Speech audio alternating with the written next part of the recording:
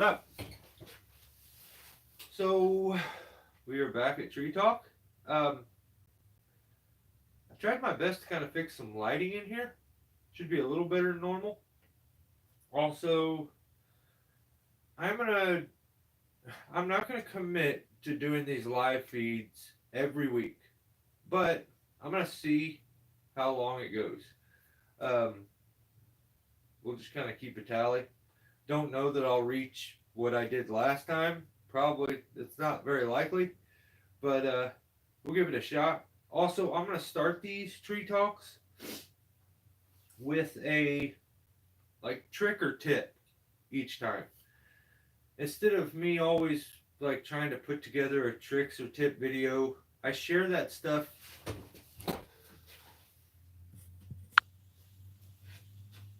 Sorry. I share that stuff usually throughout my videos and try to do my best to try to label it and stuff. But I figure at the beginning of these every time, we will start it with a trick or tip and kind of go from there. And then we'll go into whatever else. So, yeah, if you don't mind, YouTube likes if you hit that thumb thing. So, um, we're going to talk spar work. And that's why I have this out right now. So, I'm going to move you guys in a little closer and we'll get into the tip. Hot things. Ah, there's my guy John. Awesome. Sweet. We can get her going now. All right. So, spar work. Which side? We'll go this way. Spar work. Now, sometimes you're going to find yourself. I'll tell you what. I'll do a few on this one because I'm. Oh no. Sorry. So it's probably going to be hard to do one of these for every single live feed, but I'm going to try. We'll start this one with. What was that? Okay. Here's a little tool that you can. Squirrely John, what is up? Sweet. All right. So a lot of times you're working a spar. Let's even include if you're in a bucket. You're not actually climbing. You're chunking something down. While you're chunking stuff down, a lot of times you'll find yourself wanting to use a wedge. What happens is you go. Everything's going pretty good, John. How are you? No, we got two Johns. Johns are dominating the comment section. So you go to use a wedge up in the tree, and as soon as you grab your piece or it goes, you lose your wedge. So there's a few things you could do. Here's a little tip. These wedges, a lot of times, are kind of weak. They'll break. Or you go buy like a little one. What you can do is you can take and drill yourself a hole in it, like that. Get yourself I say if you're going to get a tool, get a fistful of speedline straps. They are so versatile. I use them in so many different ways. It's unreal. So what we would do, here's my, dang it, my saddle's way over there. Okay, I'll just explain it to you. I would take and your D-ring on your hip, go ahead and girth this on or hook it somewhere. Maybe you need another, but what you can do is clip it, drill you a hole in that, clip it on. So now you can clip this to you, and as you're using that piece, you get it off, you lose it, it stays attached to you, and you get it back. That's a pretty cool way. It's a pretty cheap way, and works really nice. But you can go one step further, and I made this a while back. Don't know that I ever really showed this, but I made this for one tree that I was doing that I knew I was going to have to chunk the whole thing down. And I knew I was going to get my bar pinched every single time, and it was going to get aggravating. So what I did is I took this little wedge, and I put a little eyelet screw into it, okay? So The reason it's on the side is you can't have it at the back because you may need to hammer the wedge and use the wedge. So I put it all the way to the back. I found one that was a little smaller than the fattest diameter or width of the wedge. So that's not going to stop it as it goes through the cut.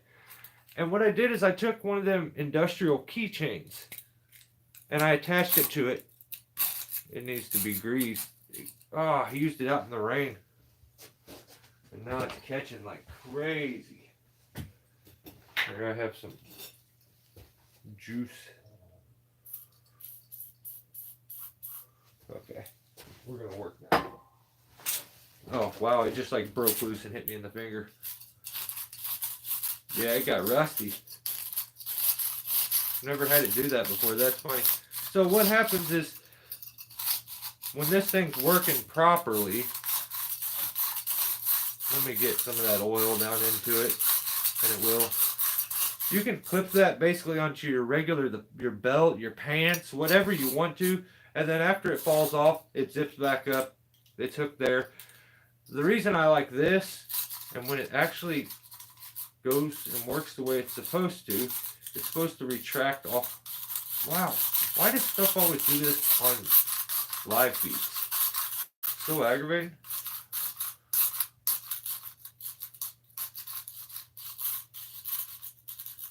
Well, it's supposed to go all the way up to there, so then it's very compact. You don't have this like smacking onto stuff, catching onto stuff. So it's a really handy little tool to have. This even, I found myself using this when I'm like cutting up a log that's on the ground. You know, I find to where I need to use a wedge all the time, and I just have this one hanging off my hip or off my back pocket, and I can pull it out, put it in the cut, and use it there. So it's a really handy little tool to have. Very cheap. Buy a little wedge, get a little key ring, buy a little eyelet screw, and you have a neat little tool that will help you definitely doing spar work and in a lot of other spots. It's been pretty useful. So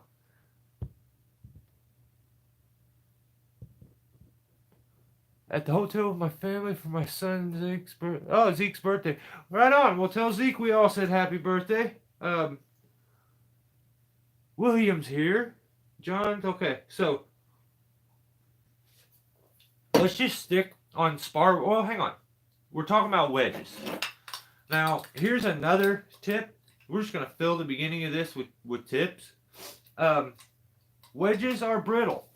You know, I've bought the really big, long ones that are real skinny, and what happens is they end up breaking. So I still keep these pieces. I like having little chunks like this. That way, if it gets hit with the saw, it's not a big deal. But I keep all these. I'll even take, I don't have one here, but I'll take like the fatter ends and like carve the edges for a really thick wedge. But the issue is these plastic wedges, they mushroom like crazy. You can see that. I've shaved it a couple times before, and I don't even use this one all that much for banging. I use it for like stopping the cut. But yeah, they mushroom out like crazy. So you got to remember, they make a metal hard-tipped wedge. And these are, in my opinion, if you're banging wedges and really going to town on them, you can't beat these. These are as good as they get. I don't know for sure, but I think you can take that out, maybe put it in a different one. I don't know for sure, but maybe. But yeah, they're called hardhead wedges. And they're made in Canada. So it says wear eye protection. I'm sure you're banging metal on metal. There's probably little chunks of slag, like metal that flies off. I see Dan's here. What's up, brother? Yeah, John, it's a neat little idea. It works really good, and there's nothing more aggravating than dropping your wedge repeatedly out of the tree, and you know, then you got to find it. A lot of times you don't find it. This is just the bee's knees. It just works perfect. So, but this also works if you can just drill you a hole in a chunk and then clip it on with a speed line strap. Oh, while you're on the cut, another thing that works is while you're up there, this works really good for your stump cutting too, where you find yourself always getting the saw pinched and stuff. When you're doing your stump cuts or cutting on a spar piece by piece and chunking down, if you can find a little stick that fits in that cut, you start the cut, get to where you're 3/4 of the way through, stick something in the back of the cut to keep from pinching your saw. Try to find something close to the diameter. A lot of times, I'll find just a piece of bark. It's always on the tree. Peel it off, stick it in the back of the cut. That keeps my saw from getting pinched, so I can finish the cut comfortably. So that's a good thing to remember. If you find yourself ever doing a massive tree where it's really hard to push the chunks off, I just recently seen somebody doing that. I can't remember who it was. Maybe veteran tree service. I think it was him.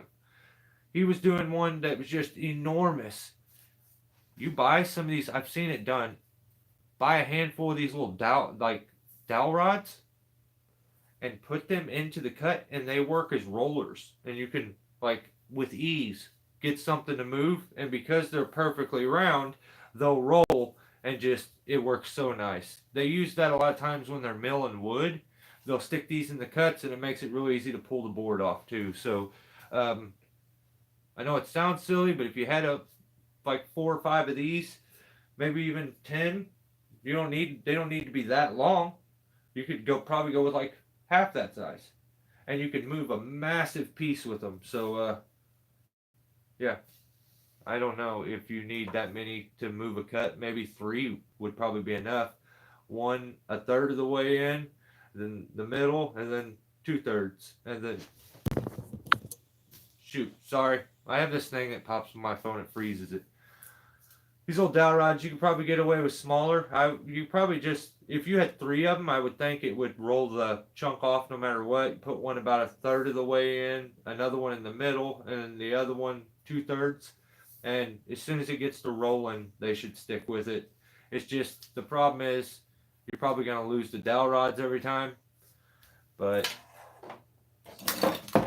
I don't it works. I'm just saying that those plastic slides work really good because what you do is you put a whole chunk of like this slender piece of plastic that's really flat, and it goes into the cut.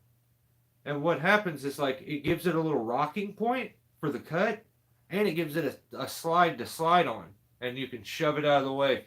So I've I've used one before, but I made one myself with a big like a 1/4 inch piece of plastic and just cut a long strip out of it and then put like a stopper on it so it would stop in the cut. But yeah, you can make your own. They sell them, but they're really fun. They work really nice and make things a little easy. That's awesome. Was just thinking about those retractable deals. Yeah, they're really nice. I've seen guys use them on their hand saws and stuff too.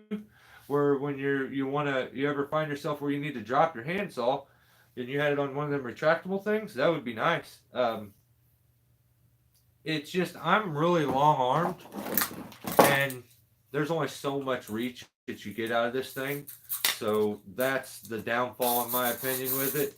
Is it doesn't go all that far. I'd say 2 foot, maybe a little over 2 foot, but it's cool though.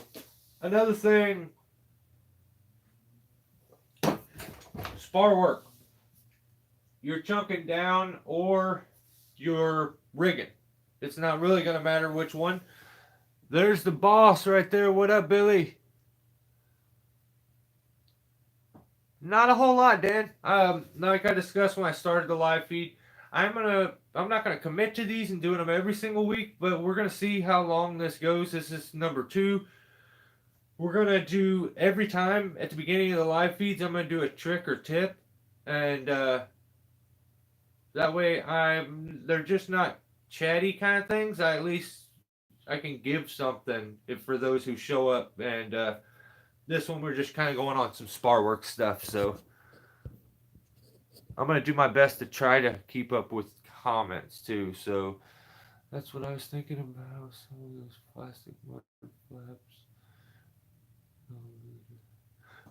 Yeah, they got to be a hard plastic. If it's any kind of plastic rubber combo, it won't work. It's got to be a hard plastic. And just a thin little chunk of it, like fiberglass. I had a chunk around here, but it doesn't need to be very long and only about like, that wide. The wider, probably the better it would slide. But another little trick when you're finding yourself having to push chunks off and you make your cut and the chunk's so heavy, but you need to be dialed in. If you notice, a a log's always round. So when you go to push the chunk off, it goes one direction or the other. It'll roll off one of the lips. So what you can do in those situations is make yourself a cut and a little hum bolt, like a lip, a slide for it to go off of.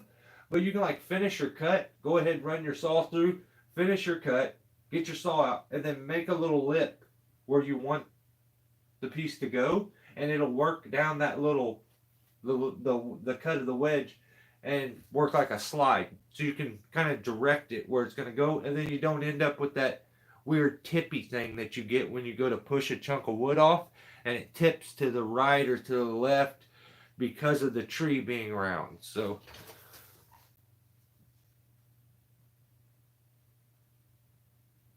seen Blair use them?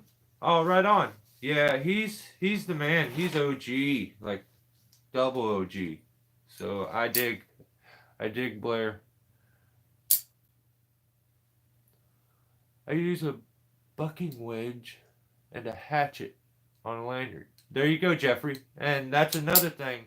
Um, a lot of times I'll just take a speed line strap and wrap it around the the axe and clip it on like that. That's why I like having the speed line strap. So yeah, you're chunking down. All right. Seen Blair use those as well. Okay. And you're trying to get work positioning. Now, I'm telling you how versatile these things are because SRT, it doesn't matter what you're doing, they're super nice to have always. So, if you're a DRT guy, well, you'll find yourself with your rope around the stem and you're clicked on, like you could slip a lot of times. So, you can instead take this, kick it off to the side, whatever, like away from you, whichever direction bites, and then you can be tied in off of this DRT, it doesn't matter. And you can just move it down instead of being kind of a little scared to have it around because of the shake. This is going to bite. So even if you was to be gaffed out when you're rigging, this is going to hold and catch you. The other thing, I had a couple things that I was going to discuss with these. What was the other one? Oh, yeah. Say you had a lanyard. Like, well, here, I could show you actually what. This is a fun little way to wrap ropes up. Like, if you got an additional, like a long lanyard or something that you use, then all you got to do is pull the tip out of there. It just unwraps. But your DRT, instead of being around like this and clipped on, and say the piece goes over, hits the log and shakes, and you fall some, you can go and do this, put you a speed line strap up there in a reasonable spot below the cut, pull it the direction so it'll bite on the girth, and then just clip in there and climb off of it. And if you kick out, you're not gonna slide. This thing's not gonna move. So it's a fun little like way to have a little more comfort and know that your work positioning is gonna be good. That same thing with like SRT, you would just girth around with the front of your rope, or you could base anchor and go up and clip into this. That way you can move down as you go and just move the straps. If you have multiple ones, you can kind of just put one way down below you, clip off, like reach down, strap another one on, unclip this one, lanyard down to that, clip into that one, and take this one off as you go. Um, when you're using a lanyard on your and your lanyard positioning, uh, if you want good work positioning, I prefer, if I'm in, like, I feel uncomfortable and I want to feel a little more secure, what I'll do is either I'll clip in like this, and I'll just take my carabiner and just clip. Okay, say I'm like this, and if I take a carabiner and clip this one together, what happens is it puts it into a squeeze here, so that I can tighten up completely and be secure. Like, that swinging to either side thing is limited when you clip them together. So you can use a prusik on the other end with a carabiner, whatever you want. Um, a lot of times I do the other way because I've just used it for so many years, and it seems to be more comfortable for me. So when I feel a little bit uncomfortable, I'll take a second wrap with my lanyard. Okay? So then I'm hooked up like this, and there's no way you're going to move. You can adjust where you're, like, one hip this way, one hip, like, you can adjust your hips to be locked in. And that's my favorite thing about when I'm lanyarded in like this. And you can also reach up here when you're lanyarded in and grab both chunks and pull out them, give them some slack, and still use the lanyard in that position and work yourself down. But I think this ends up being so easy for me because I use a rope grab as a lanyard, and these are real friendly with that. Like, you can hit it with your thumb and add some rope into the system or take it away, where probably a Prussik's not going to be that, like, dialed in, and maybe you would just like to use the carabiner. But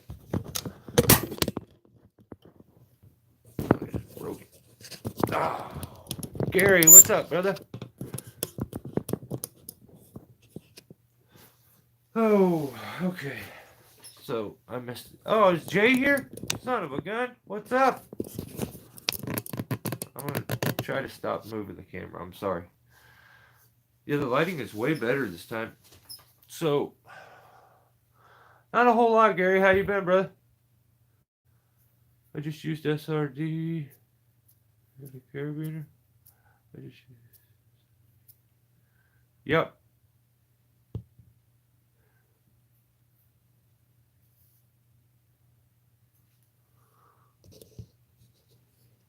Yeah, I find the double wrap with the lanyard to be the most comfortable. That's usually, I'll take that double wrap when I'm taking my tie-in and re-clipping it somewhere else, because there's something that's going to cinch up and keep that chance of sliding down a pole from happening. Because for some reason in our industry nowadays, um, you're a hack if you leave a stop ever, which I find to be absolutely crazy and silly. But they look down at you if you leave any stobs ever. So you don't ever leave stobs. Um, so then you're on a straight pole a lot of times where that risk is higher, which I don't much get. So the second wrap helps my lower back out. Yeah, that's what it's doing, is it's securing your hips. And when your hips are secure, you can relax your back, and the chance of twisting's not going to be there. So you're not having to your hips aren't having to fight like they normally do with a regular lanyard, because the gaps that are in here when you got a regular lanyard, that's what makes you feel like you can twist to the side, and sometimes when you get to seeing it and thinking about it, you almost start turning, and it's like, that's silly. What that does is it puts a wrap, and it strangles the stem, which makes this rope and this rope no longer floppy and played back and forth. They're locked in on that bite. So now you're on a SRT for this hip and SRT for this hip. That's why I feel like it becomes extremely comfortable. So, but yeah, I could totally get where that would make your back feel way better, Jeffrey. Just relaxing today, buddy. Right on, Jay. Same crap, different toilet. That's funny. My SRT climbing rope with an eye and carabiner as a secondary, and my wire core flip line. Right on. Right on, yeah. Uh, that's why I like rope over wire because of that second wrap thing. Like I've noticed that some of they've come out with some that you can do that double wrap with, and it doesn't look like it's so stiff and rigid. But yeah, I'm gonna have to check into them. I've noticed now they have like some that are more malleable, but I've never been a wire uh, lanyard guy, but I'd like to try one day. All those things, little.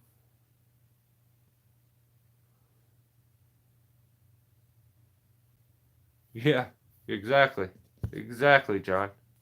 100%. I like to leave a stub every now and then, just in case. Yeah, what happens is it gives you a little bit of peace of mind, and I've found that like sometimes I can like if I would have cut all my stubs off, now I can't rig off of something like and just a little stub sometimes a little nub is all you need and you can rig off of something where if you didn't leave that you couldn't. McBoone. Hang on just a second. Nothing wrong with leaving a stub. Give you yeah, 100% Billy. So what did McBoone say? Would you say a knee ascender allows you to preserve energy and create more stability on the ascent? Yeah. Yeah, the problem is going to be in the beginning, becoming comfortable with using a knee ascender and being on an SRT system. People are far too tense and like trying to use their arms to pull themselves up too much when all the work is in the legs. If you have a good foot ascender and a good knee ascender, all the work is literally in the legs, and your hands are on the rope only to keep things aligned, your body aligned with the rope. So you're not actually pulling ever. It looks like some guys are, and maybe they help a little bit, but I've always just used, I have bad knees, so I use the like okay if I had an option I was gonna have to gaff up something a ways I will rope walk up it before I'll do that. I'll throw a spike ascender on like I made a hand ascender spike ascender that you can click on in like 2 seconds. So I clip that onto my spikes and I use my knee ascender over gaffing up anything. I mean, for the most part, unless it's super easy. But yeah, I would say it makes it's much easier, but you got to figure it out. You need to. I did some videos on knee ascenders specifically, and the issue with the knee ascender is getting the right action out of the bungee because you want to get a full step each time.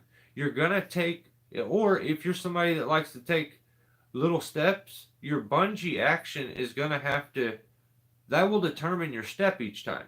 So if you got a bungee that's giving you too much of a step each time, when you let your weight off of it, it's gonna shoot your leg up too high to where it's now uncomfortable to step from that position.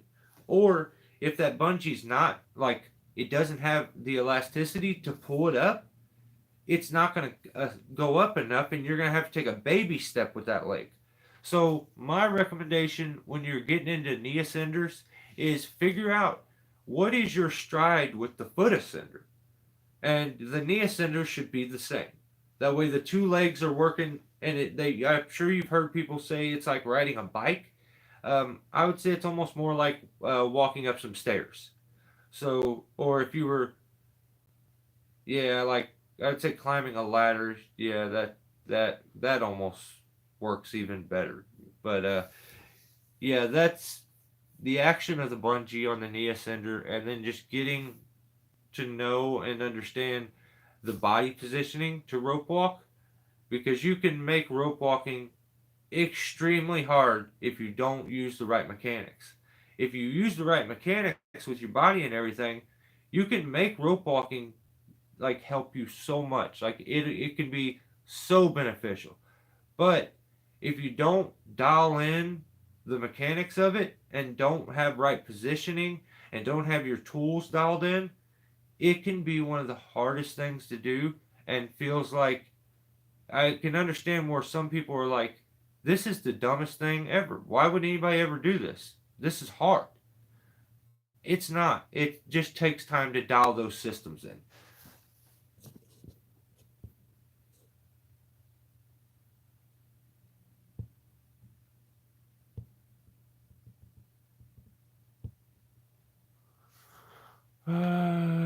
I leave stubs on the doctor's seat. Okay, yeah, 100% me too. I just got a new one last week. Yeah, I used the Buckingham um, rope grab, and it's the clip to it, or the ring on the rope grab, that little hole where you put the carabiner. It's turned the other direction, where all of them I've ever had, the rope grab is like positioned like this, and then there's like this, and there's a little ring here, and you clip into it. Well, they've taken this one and turned it so you get better action with your thumb. Like when you reach down to use it, I love how it's set up. So, if you left a comment, I'm going back on some of them because I yapped for too long, and I'm going to try to catch up on some of these.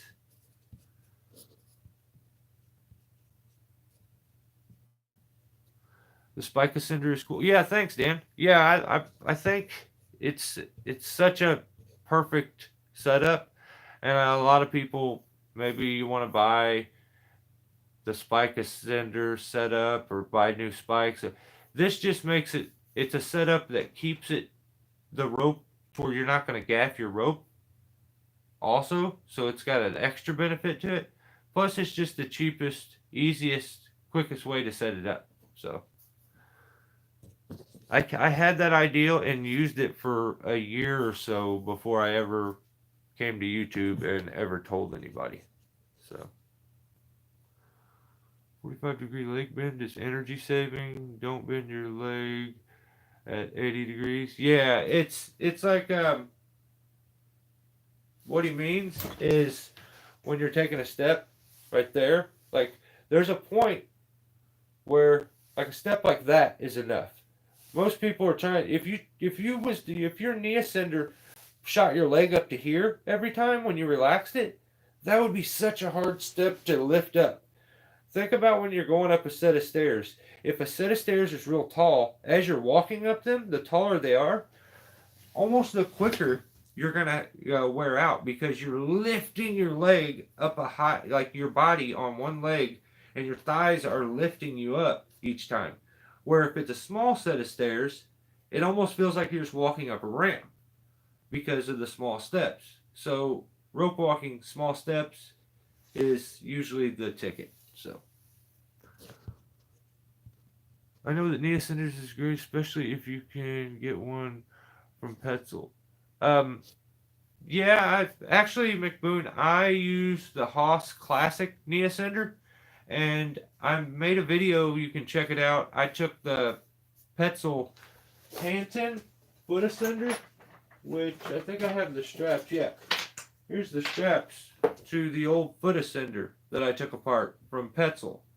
Um, it was one of the original foot ascenders. It was very bad, but yeah, you can make your own. I used a bungee, I used a foot ascender, and I used a leg loop, and I still have it. I still use it, but I dialed in that bungee because I needed it to be correct. And you can do that by, depending on the elasticity to the bungee, you can do that by changing the length. So,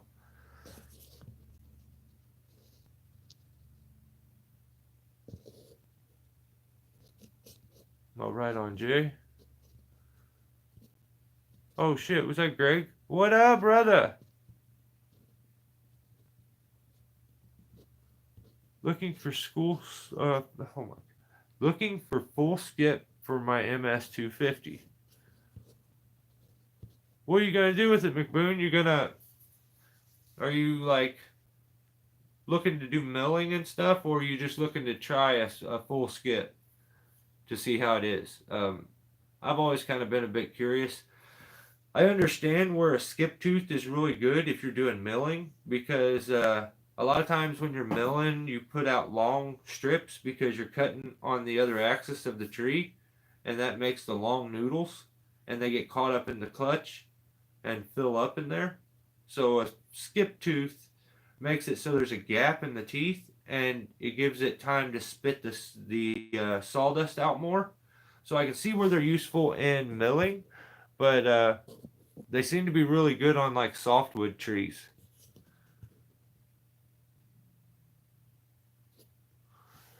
Richard Muffrey makes a the Saka. Yeah, John's right too. The Saka. It's Saka, and it's really nice. Um, it's even smaller and more compact. He runs like it's a double bungee. So with the bungee he was using, when you double it, you get the right action or something. I don't know. He's a really smart guy. So if you can afford it, yeah, that's a great knee ascender. Don't use full skip on a small saw. Yeah, that would I could see where that would be an issue. On a long bar, it's got more time. It's spinning around like there's more teeth grabbing each time. On a small saw, it's gonna make it to where there's almost not enough teeth to keep the cut going and moving each time. I don't know. I could see that being an issue, Billy. Yeah, I've never thought about that though. I have the same knee ascender, love it. Yeah, yeah. I lost my Haas Classic for over a year, or maybe longer, maybe 2 years, and then I found it in an old climb bag, and I was actually. I think I found it in my climb bag. It was stuffed in the back somehow, like in the back, like cover hole where the backpack straps go, and it was hidden behind the backpack straps, and I never seen it. So yeah, I was beyond happy. I think I did a live feed talking about it. I was stoked. But I had already dialed in and made a new knee ascender, so of course I found it then.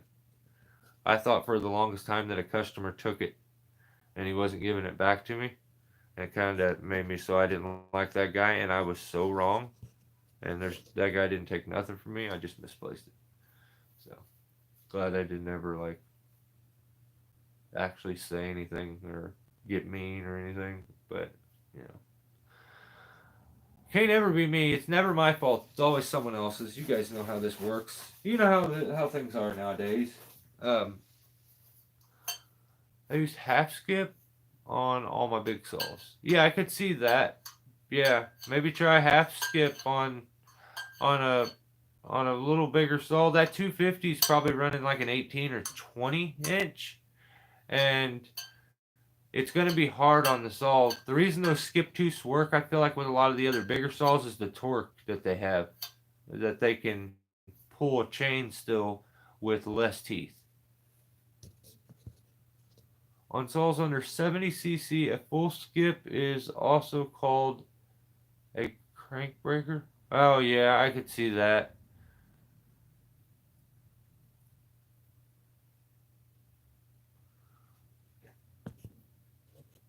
I'm hardly ever cutting real softwood, Greg. Oh shoot. That's why I don't run full skip or semi skip. Yeah, I know. Like I almost want like full comp. Like I want as many teeth as possible until I hit a nail, and then I'm like, I wish this was a skip tooth. You know what I mean? Any tree guy that sharpens his own chainsaws knows what I mean. You want a full comp until you hit a nail, and then you just want it to be a skip tooth. But actually, full skip tooth. Every time I hit a nail with my 660, it's got the 36 inch. I think about switching to like a 25 inch. What up, Dano? I use rope lanyards too, but on the bigger trees, the wire core clips up the tree easier. Yeah, that's one thing that I really like dig and wish I could I think that's another reason where if it's a real thick tree that I'm gonna have trouble throwing a lanyard around, I'm rope walking. I'm rope walking it. My rope walking setup is far too quick to set up and make the decision to not do that. There's no way I could go up 10 feet with my lanyard fighting some big, thick, like wide tree, but I know within 5 minutes I could get up at rope walking. So, and have all my energy still, and the skin on the ends of my fingers because I don't wear gloves.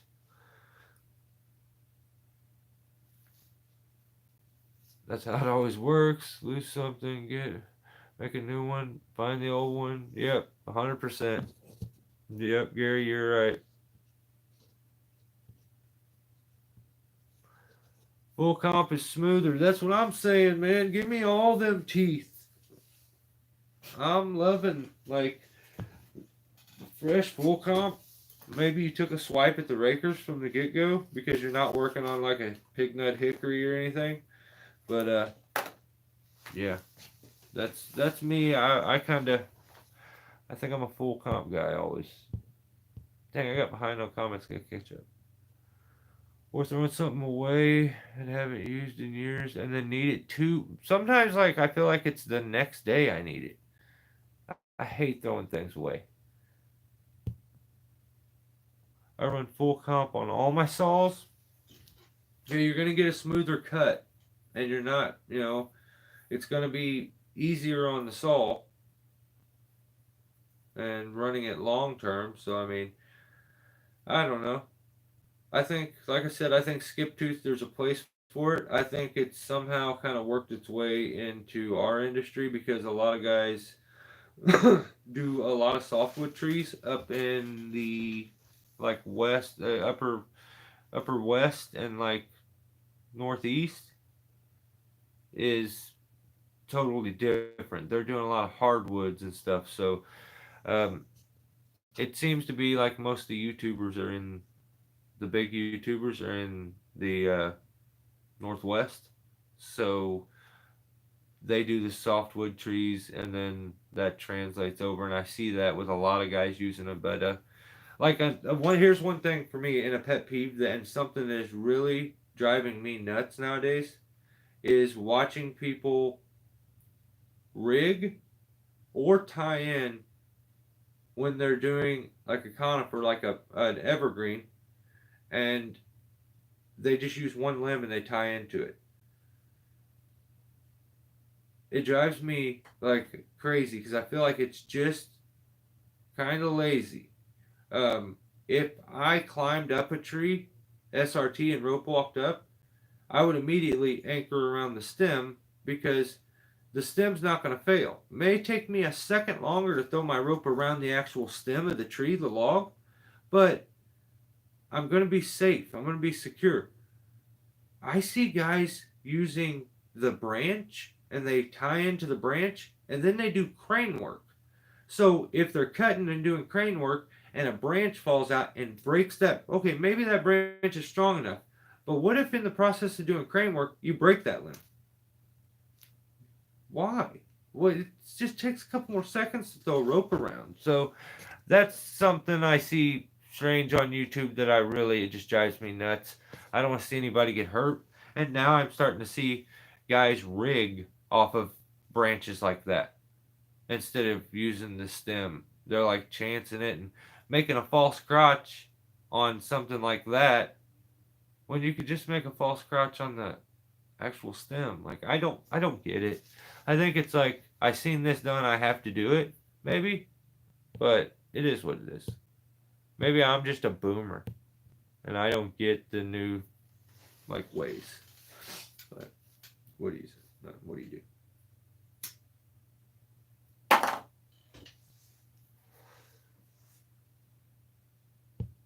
Okay, sorry, I'm at McBoone. I'm back on comments. Do you use VP Fuel 94 octane in your stalls with bigger than a 50C? I use the same gas in all of my chainsaws, and I just buy premium gas, which is um, no ethanol, and I mix 50 to 1. And I've done that my entire life, and I've never had a saw burn up. So, um, and carbon buildup is very minimal when you're using a premium gas. You don't you don't get all that, so that's the reason for it. But I don't use VP fuel. I've thought about it, but I did use the stupid Stihl Moto mix, and that stuff's trash.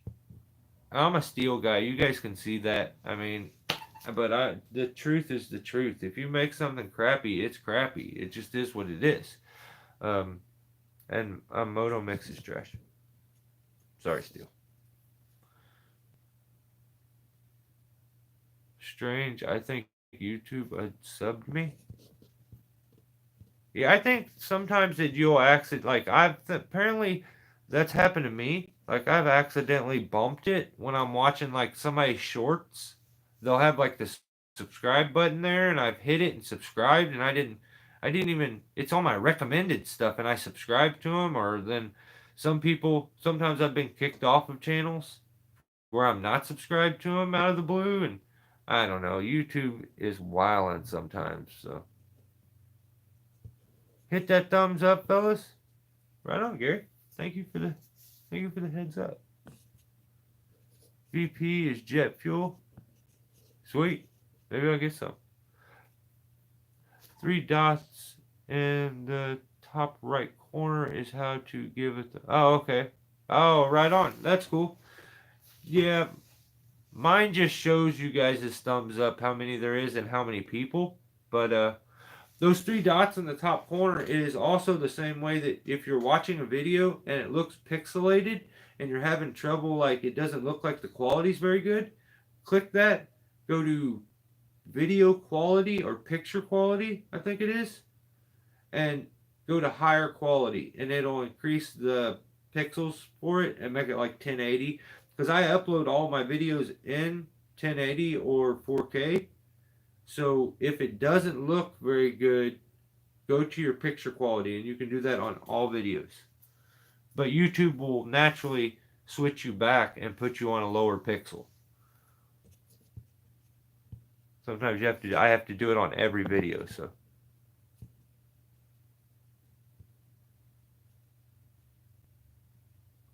Yeah, gas don't last long around me either. I'm always running either a chainsaw or a weed eater. Now I find myself having all these like lawns and stuff to mow because I'm just that nice neighbor. I'm like, oh yeah, I got you, I got you, I got you, and now I have a push mower, and I feel like I'm like almost turning into a lawn service trying to help out neighbors. I like helping people though. Makes me feel good afterwards. There's a lot of guys that teach people to do stuff that shouldn't. I would have to agree with that, Jay. But I'm not. I don't want to. I don't. I don't think that person is a bad person for ever doing that, though. Um, I think it's human nature to want to share and want to show off and showing off's not a bad thing. Um, but like share that you learned something. So I think the nature of YouTube these days, um, I relate it to skateboarding. When someone learns how to do an ollie, they'll watch all the videos on how to ollie a skateboard. They'll learn how to do an ollie, and the next day start a YouTube channel teaching how to ollie. Before ever really like learning it, but they did it. All they need to do is maybe even have the gear when it comes over to tree work, and they're like, okay, I can do that. Maybe I've never used it in the field, but I'll do a demo and teach it. I find that to be very wild too, Jay, but that's just the world we live in nowadays, and we just kind of got to deal with it, brother. Makes very hard to like pick and choose who you watch on YouTube. Your trust, because as a viewer, you put a lot of trust into some of these people, and I see how blindly some people will follow the direction of others. And that's a scary thing. Like, I kind of like it. My channel's kind of small. I kind of like that I don't have this, like, overwhelming. I would love for the channel to be big, though. It's weird to say, but I love the small kind of family aspect of, like, our live feeds and our interacting in the comment sections. And, like, it's just, it's got to be rough being those big channels. I think they forget sometimes the viewer, and they kind of just are looking to make content. So,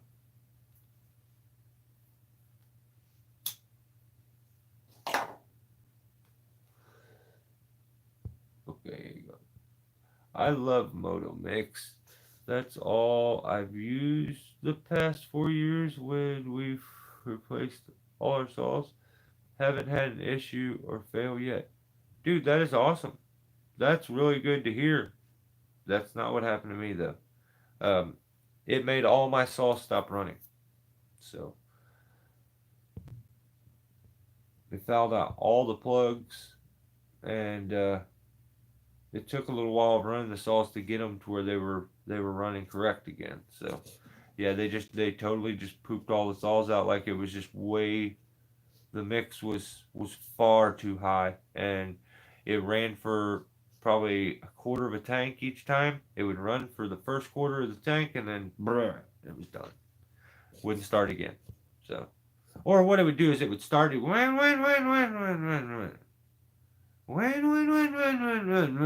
every time. So it messed all the plugs up. Luckily, is all it was. But that's awesome that you've used it and not had any issues, because I don't want Stihl to make a product that's crap. I don't, but it's the truth. So, at least with my experience. So I hope they fixed it.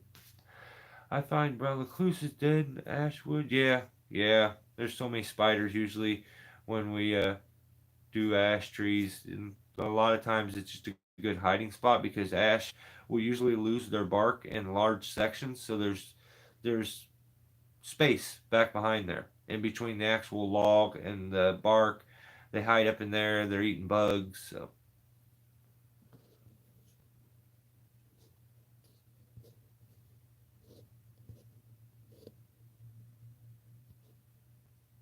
man, I don't know how you deal with the trolls. People are weird. Yeah, brother, you got to think of the reality of it. There's not a man alive. Let me just be completely clear. I've never, I've never woke up and let my life be intact and things be going good for me, and watched someone and felt the need to tell them something negative.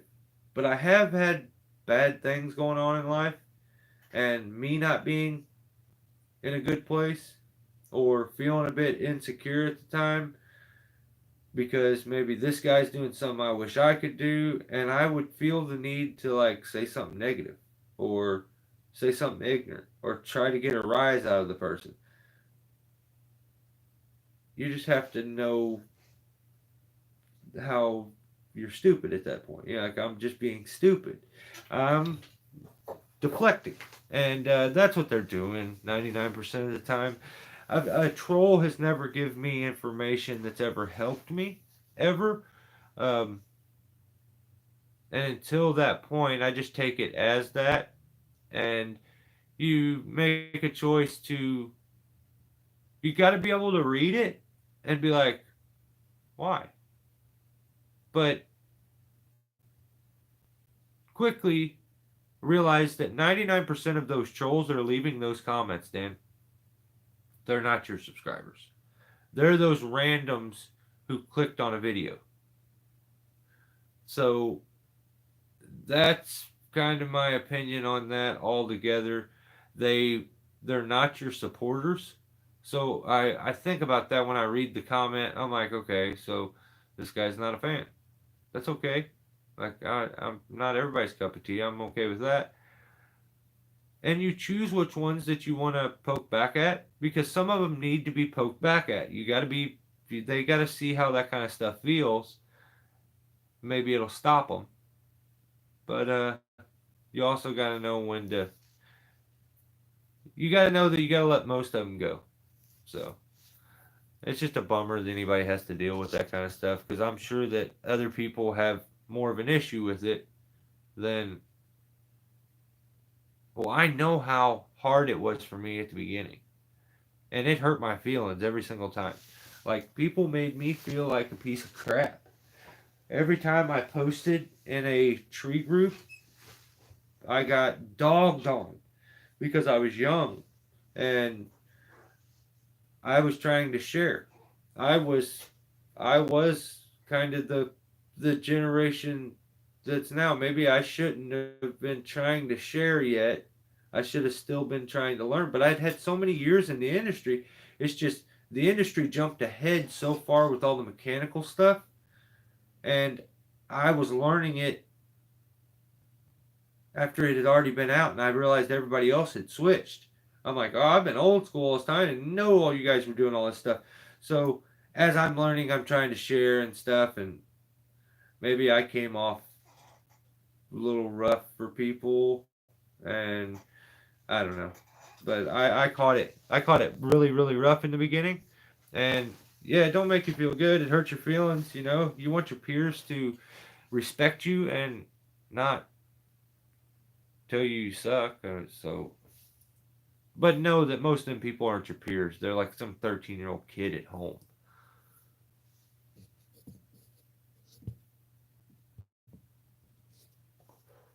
Oh, I burped my eye.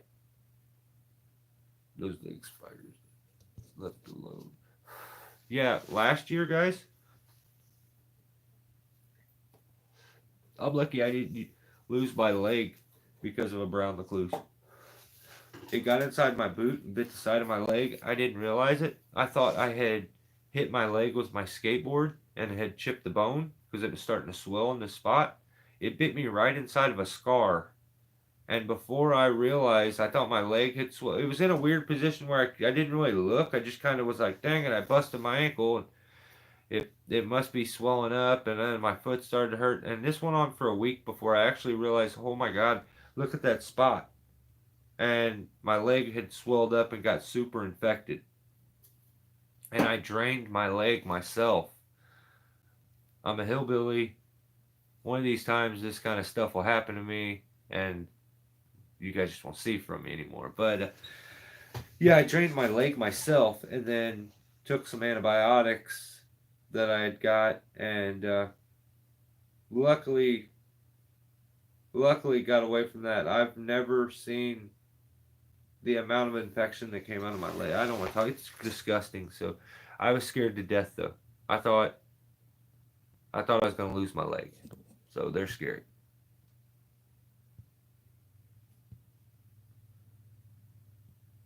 Well, I appreciate that, Dan. You're pretty awesome too, brother.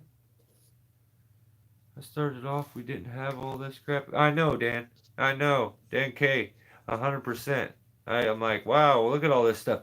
Actually, it's what got me back into it. I felt like I was getting away from it, and it got me back. So I'm very appreciative of it, but at the same time, like, damn, what was I doing? Everybody else already knew all this stuff and had used it and forever knew it was out. Some people's families, trees, only have one branch. That's funny. Don't let stupidity get 100%. Yeah, they. That's so funny. Yeah, yeah. Some people have that kind of family tree. That's just a pole. Only good YouTubes are trolls. Only good YouTubers. I'll never be trolled. Yeah, right. You watch. Some people just like May had an argument with a guy named Jeff, and they're like Jeffrey Green. Oh, you're getting it. Because there's no repercussions for saying the wildest stuff. If I was to respond back to a comment with something mean, YouTube gets me, I get in trouble. I can't be mean to a subscriber. They can leave the meanest comments in the world, cuss me up and down. If I say something back, I can get in trouble. So, yeah, I know. You poke back, you get banned for a month. 100%. Greg knows. It's not. It's. I don't. You have to figure out a way to poke back to where you don't do that though. If you can do trees and make your way through, like Dan, he's not. He's a smart guy. You just got to figure out a way to word things and maybe poke at some of those things if you know they're a man. You poke at some of them things as a man that make you feel insecure because you know that person's insecure at that point. You just hope that when you leave your comment, it hits that one thing that they were actually insecure about and they stop doing that. And they realize, oh my God, that is what it is. Or they're going to double down. And the best thing about my YouTube studio is I don't get a notification when I get a response from a response. Like, you leave a comment, I get notified. I will respond. If you reply back, I don't get a notification. So I never get to. The argument ends at me always, and I love that. So, how long have we been going? An hour. Cool. Cool. What we got for. Holy smokes. It says it's got a thumb right now, and it doesn't have anything. There's no number next to the like. Did I zoom in or something stupid? No. That's wild. Now it changed. The problem is they don't know. Yeah, you don't. Yeah, just. Yeah, that's another. I don't know. Yeah. Dang it, I don't want to say nothing and get banned. That stuff's funny. Like, there's funny. You just gotta be funny. Like, crack a joke at them. I've had. This is some of the stuff. I've had guys who are just rude, rough men. I can tell it by the way they leave a comment. They're just rough, tough guys. You give them that cocky response back, they. I've had guys that I thought were, I hate that we would fist fight if we met. They leave a rude, crazy comment. I hit them back with something, and just like, and act like it doesn't bother me, and they respect that and they subscribe, which is so funny to me. But it happens the same way in when you're working with the public. Some people are rude, and when you come back at them rude, they respect you. But if you let them walk on you, they continue to be rude and they don't respect you. So it's, I don't know, man. We live in a crazy world. Let's just be honest. Scary Dano. These will be the people looking after us when we're old. No, my daughter's a good kid. I wish there were. I wish I'd seen more like her, and I was just blessed. It wasn't from. I'm not saying it was I did anything special. I gave the kid leeway. I taught her as many lessons as I could. Let her experience as much as I could. I didn't shelter her from nothing. And she's like such a good kid. But yeah, she's at prom right now. So that's what I was. I would have done the live feed a little earlier, but I had to go over and see her and take her prom pictures and all that good shit. So hit that thumb before you guys bounce. You're the man, Gary. Damn it, Jay. I want to sleep good tonight. You guys are awesome. Well, guys, I'm probably gonna end this. This was a good one. You guys, as always, are amazing. Thank you for swinging in, Gary. Thanks for all the help with the thumbs up thing. This channel, I feel like I put in a ton of work. My analytics still just are crashing on the daily. Randomly, I'll have one video perform good that kind of pulls it back up a little bit, but it's so tough anymore. YouTube, it's a tough game. Especially if you're trying to live a normal life and do all of it too. So, you guys are the best, though. Thank you so much. Yeah, it is, Billy. It definitely is. Thank you, guys. Yeah, Jay, thanks for hanging out, brother. It was good seeing you. You guys are the best. Thank you, and have a good night. Have a safe work week, starting the next week up, and I'll put a video out here soon for you guys. See ya.